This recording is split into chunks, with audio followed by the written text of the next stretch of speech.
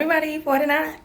So I had to learn that. I had to become a defensive thinker. Like, I'm going to give you an example. Like, okay, you know how they say, like, you got to be a defensive driver? They have, like, a whole course for you to be a defensive driver because sometimes you have to think for other drivers.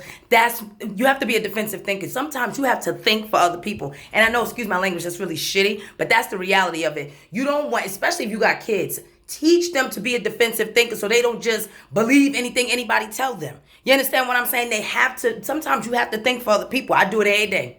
And I know there's a lot of y'all out there that do it every day. We're not talking about thinking for your kids. Like, no, don't eat that lollipop because you're going to ruin your teeth. And then I got to pay a dentist bill and you need braces and all that. I'm not talking about that. I'm talking about that person that you got to be like, no, I don't think we should go down there. Like, I'm talking like that. Like, you understand what I'm saying? You have to be a defensive thinker. You know what? Instead of defensive driving classes, they need defensive thinking classes. How many of y'all can relate to that? How many times, this is about to turn into a rant. I started off cool, but it's going left.